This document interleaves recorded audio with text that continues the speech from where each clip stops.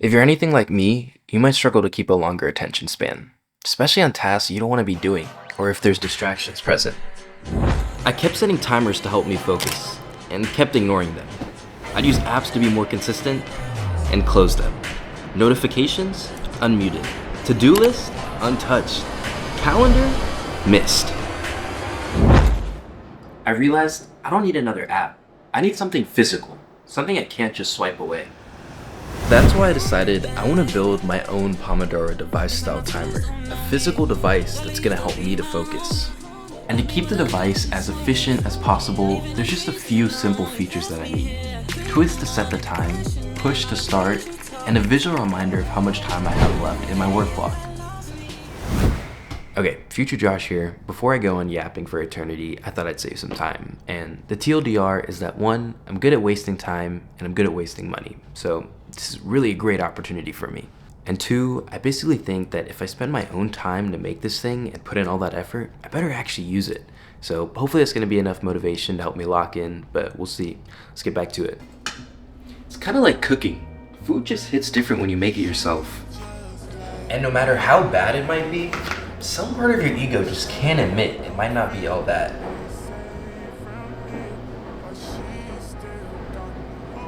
So that's the same goal of why I'm building this device myself. By putting in that initial effort and building all of this up from scratch, I think I'll have that extra push and motivation to actually commit to following the times, instead of just ignoring it or pretending they happened. So now that I'm actually committed to building this thing, what's it gonna look like? Alright, so to break it down, let's first start with that components list we've talked about here. So the first one we have is our OLED screen, and this is just a black and white display that's going to cover everything we need to display our time, any pop-up messages, or any startups, etc. The second item we're going to include is our NeoPixel rings. So this guy is our RGB light source, and it's basically just going to be a circular ring of LED lights that can display, and this can serve as our visual for our timers, whether it's counting down or setting the timer. The third item is going to be our encoder. So I know this looks kind of crazy, but I got this from this creator. Check out his video, awesome stuff.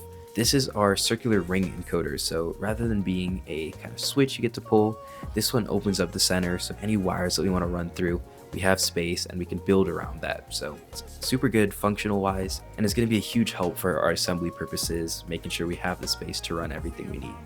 Now to tie all of those together, we obviously need the brain of the device. That's just going to be our microcontroller. So for these purposes, I tried out a few different ones. What worked for me was the Arduino Nano, and I'll jump into how we utilize that later in the video.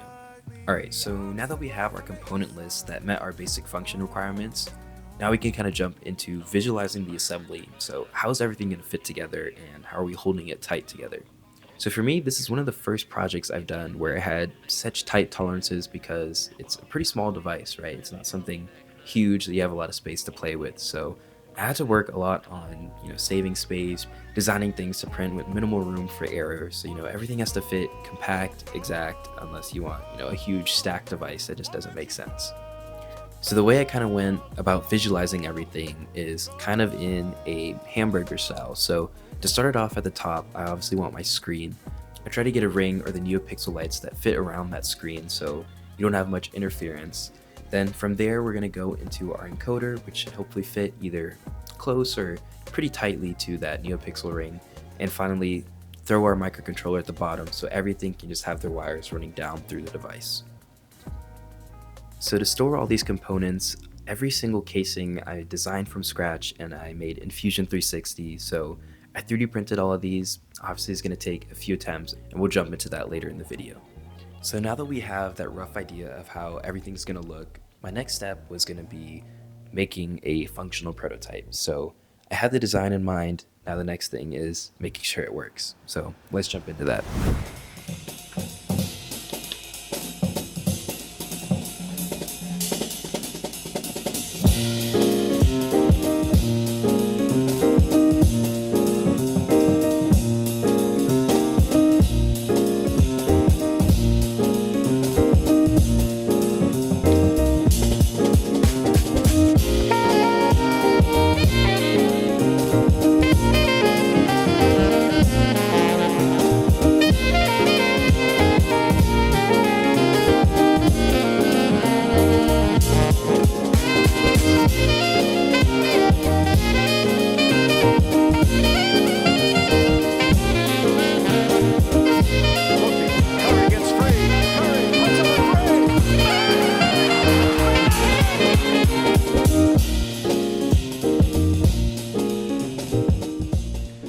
Okay, so as you saw, now we got a working proof of concept. The encoder is pretty smoothly corresponding with the NeoPixel ring and the counter, and it's essentially the core part of this device. So if this can work, we should be good for everything else down the line. So let's get cooking on the prototype and all the features we wanted, plus using the actual right encoder this time.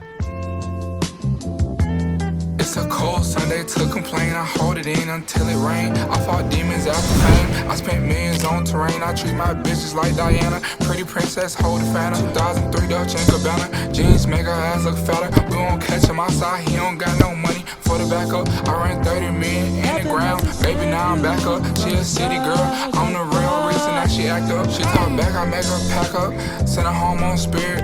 Something in my spirit made me not believe I feared. I know bitches period, so I'm watching how I'm speaking. Single but I'm creeping, my main bitch don't need a headache. Half a mil on Maybach's tires flat, I never drive them. Pretty hoes need styling, Balenci shopping, got them wildin'. Tweaking out on Collins and my veins, the Molly throbbing. Rich as hell still robbing, ain't no love the way I'm rocking. Bentley color goblin, forest green, the lane I'm hogging. Wrap the P like swallowing, get it through your fucking noggin. Damn, money's first, I'm always died in. Money's first, I'm always dialed in, is that a problem? I made M's off of TV like I work for Viacom. Doggy didn't stay for long, he left when the sirens rung. Flies niggas, we turn bitches to BDs. Boom. Okay, so that was a super rundown version of the prototype, which was more so basically it's a second proof of concept, but it's fine. I got all my base features working together, and I have my welcome animation added to the OLED. The new encoder is outputting correctly, added a button to start, stop, reset the time, and the NeoPixel ring looks pretty good in my opinion, and all the features are working together, so that's a big hit there. Now, because it was a bit cramped for time on this project, I just jumped straight into speedrunning the CAD as fast as I could. It's a stupid decision in hindsight, but you live and you learn. Let me show you the mess I put together. So the enclosure is designed as a vertical stack of layers, with each layer housing a specific component. I'll walk through it from the top down and explain how everything fits together. So at the very top here, I added a filleted top face that sits over the OLED screen and circular glass window. This lets the OLED and the NeoPixel lights still show through while also holding everything else firmly in place so nothing's shifting or moving when you're using the device. Now directly below that is the back plate for the OLED. So this layer supports the display itself, and you can also use these cutouts that line up with the individual LEDs on the NeoPixel ring.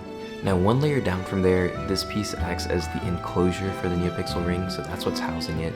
It also forms our hollow circular shaft, so all of our wires that we have, anything from the screen, from the NeoPixel, I wanted a clean path for all of them to run through so things don't get messy when the device is rotating. This is that shaft and that's how it's going to play.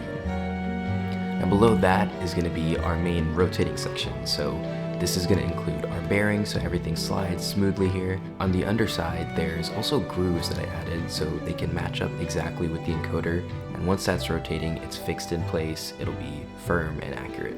This setup is made so that it only allows this section to rotate while the rest of the device is going to stay stationary, and that's huge to me because it avoids that huge problem of all the internal twisting of your wires and getting things moved around. Now under the rotating section is the enclosure for the bottom of the encoder. This is where the encoder is screwed down and the rotation stays constrained. Now finally for the bottom section, this is going to house our microcontroller as well as our button. And I left a lot of extra space down here, mainly to deal with excess wiring. This definitely could have been designed a lot more intentionally and probably fit things better, but just for a prototype and to get things done in terms of speed, this is what we got. So just for a quick recap, the overall device works by rotating the encoder at that top section. That'll send its data into the microcontroller, and in turn that data is then going to update the OLED display as well as our NeoPixel ring in real time. Cool, so that's basically the full design, and at this point everything exists in the CAD. All that's left to do is actually build the thing, so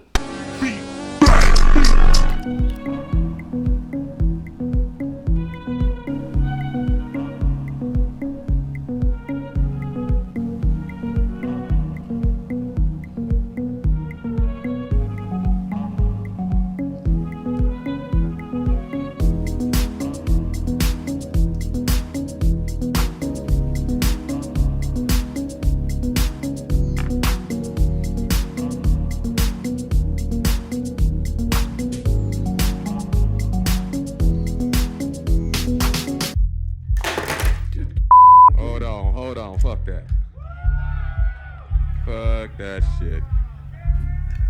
Hold on. I got to start this motherfucking record over again. Wait a minute.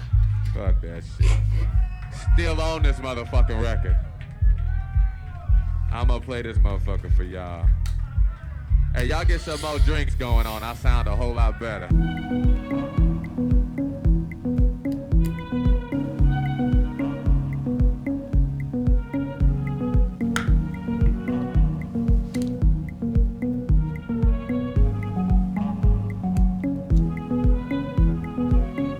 Alright, so at this point everything is finally put together and technically speaking it works. All the features I wanted are there, the encoder works, the OLED updates, the new pixel ring does what it's supposed to do, but I'm not gonna lie, the design itself, it's high-key trash.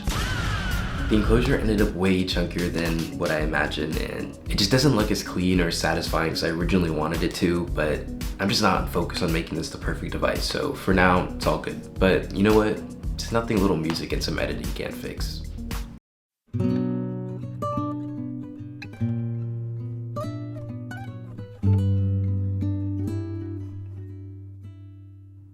If this world were mine. Hey, Roman numeral 7, babe, drop it like it's hot. If this world was mine, I'd take your dreams and make them multiply. If this world was mine, I'd take your enemies in front of God. Introduce them to that light, hit them strictly with that fire.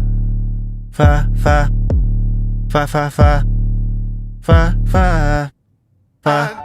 Hey, Roman numeral 7, babe, drop it like it's hot. If this world was mine, I'd take your dreams and make them multiply. If this world was mine, I'd take your enemies in front of God. Introduce them to that light, hit them strictly with that fire. This a bop, do your dance, let them watch. She a fan, he a flop, they just wanna kumbaya, nah. This world concrete, flowers grow.